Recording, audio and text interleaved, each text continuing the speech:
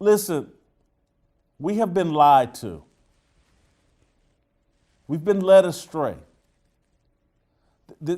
We have, instead of stressing to black kids the sacrifices and accomplishments that our ancestors made in spite of a level of bigotry and racism that these people, us living today, can only speculate about. We've convinced these kids today, and a lot of these adults, that atrocities define us.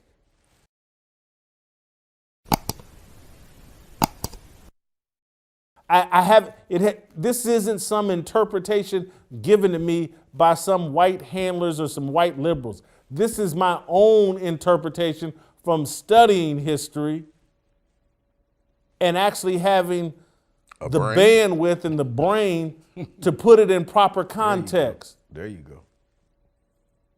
The people running around thinking, oh my God, we got to teach our kids about all the atrocities that were done to us. Look what happened to us, rather than look what we did. Come on, man.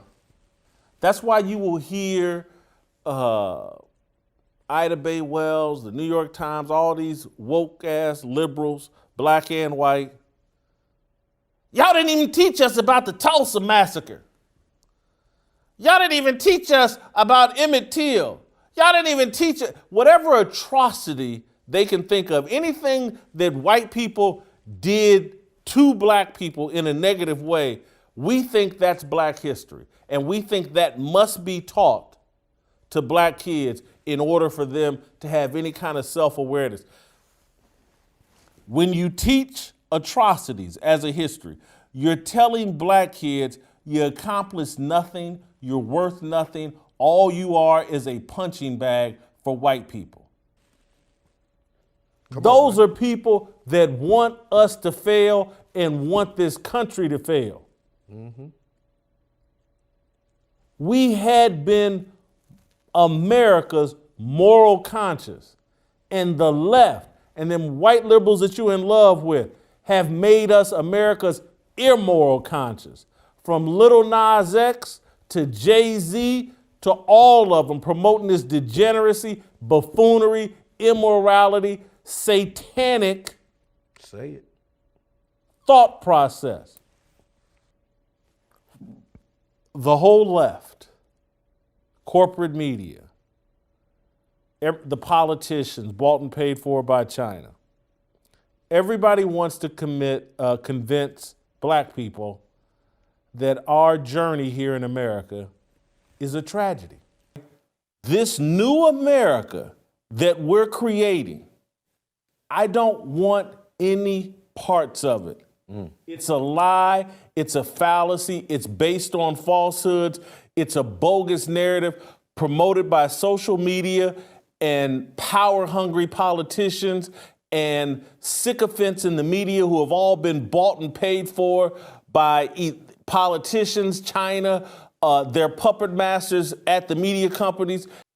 They are creating an America that's so detached from reality that I feel like I'm the alien, that I'm outside the reality that corporate media and politicians and the power structure and the puppet masters are creating. I live in a different world.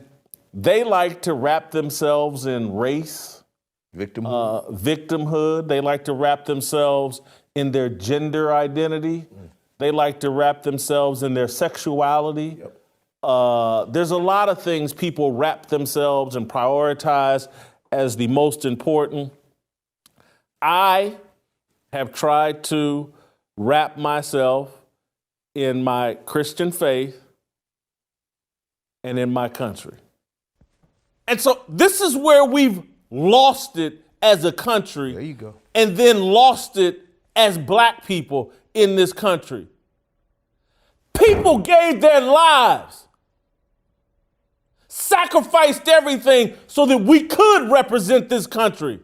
And I'm talking directly to black people. Do you know, you think everybody died so that we could vote for Democrats? That's the ultimate thing. They died for our freedom. They sacrificed their lives so that we could achieve things that they couldn't. So that we could, we fought, Jesse. Take your time, bro. Take your time. Frederick Douglass